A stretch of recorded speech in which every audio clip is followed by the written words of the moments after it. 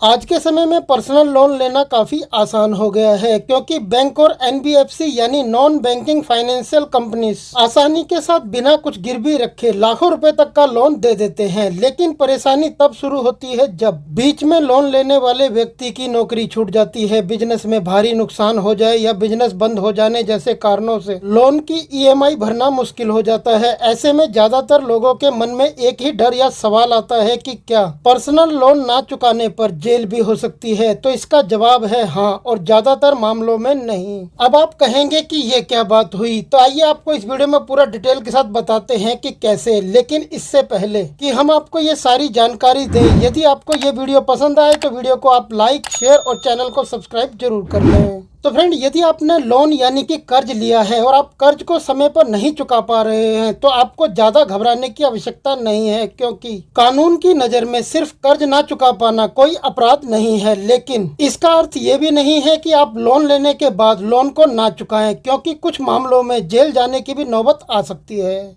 ये हम आपको बाद में बताएंगे कि लोन ना चुका पाने के कारण आपको जेल जाने की नौबत कब आ सकती है। उससे पहले आप ये समझ लीजिए कि यदि आप लोन नहीं चुका पाते हैं तो बैंक आप पर क्या एक्शन ले सकता है। देखिए फ्रेंड, यदि आप लोन लेने के बाद लगातार लोन की ईएमआई नहीं भर पाते हैं तो बैंक या फिर एनबीएफसी जहां से भी आपने लोन लिया है उनके द्वारा आपको कॉल किया जाता है, मैसेज किया जाता है या फिर नोटिस भेजा जाता है। यदि आप फिर भी ईएमआई नहीं भरते हैं या फिर उनका कोई भी रिप्लाई नहीं करते हैं तो कुछ समय के बाद आपके लोन अकाउंट को एनपीए घोषित कर दिया जाता है। एनपीए यानी कि नॉन परफॉर्मिंग एसेट, और इसका सबसे बड़ा असर आपके सिविल स्कोर पर पड़ता है। और आप अच्छे तरीके से जानते हैं कि आपको लोन देने से पहले आपका सिविल स्कोर ही देखा जाता है, और यदि आपका सिविल स्कोर अच्छा नहीं होता तो आपके लोन की एप्लीकेशन अप्रूव नहीं होती। इसके अलावा भी आपको क्रेडिट कार्ड बनवाने के लिए या फिर कई फाइनेंशियल अप्रूवल लेने के लिए मुश्किलों का सामना करना पड़ सकता है। इसके बाद आपसे लोन का पैसा वसूलने के लिए बैंक कोर्ट का सहारा लेता है। अगर आपने लोन के बदले में कोई गारंटी या संपत्ति गिरवी रखी है तो उस पर भी कार्रवाई की जा सकती है। आइए अब आपको बताते हैं कि किन मामलों में लोन ना चुका पाने के कारण जेल जाने की नौबत आ सकती है।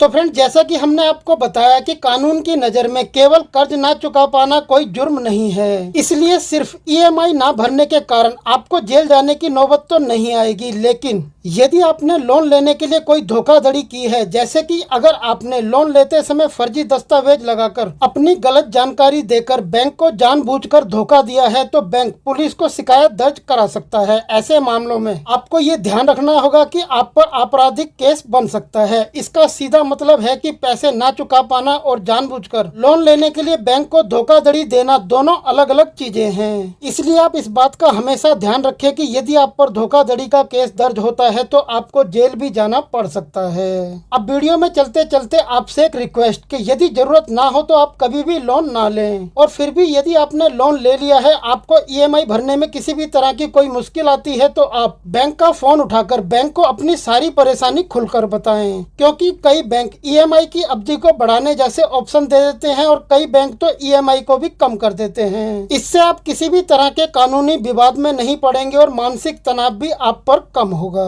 आरबीआई के नियमों के मुताबिक केवल ईएमआई ना भर पाने के कारण रिकवरी एजेंट आपके साथ किसी भी तरह की कोई भी जोर जबरदस्ती नहीं कर सकते। वह केवल आपसे संपर्क कर सकते हैं, मर्यादा में रहकर आपके घर या ऑफिस आ सकते हैं। इसलिए अगर कोई भी रिकवरी एजेंट आपसे किसी भी तरह की कोई बदसलूकी करता है, आपको धमकाता है या फिर आपको बेइज्जत करने की कोशिश करता है, तो आप बैंक, पुलिस या फिर आरबीआई यानी कि रिजर्व बैंक ऑफ इंडिया में उसकी शिकायत दर्ज करा सकते हैं। अब आपको ये जानकारी कैसी लगी, आप हमें इस वीडियो के नीचे कमेंट में लिखकर जरूर बताएं, और फिर मिलते हैं आपसे ऐसी किसी बेहतरीन जानकारी के साथ नेक्स्ट वीडियो में। तब तक के लिए गुड बाय, टेक केयर, जय हिंद।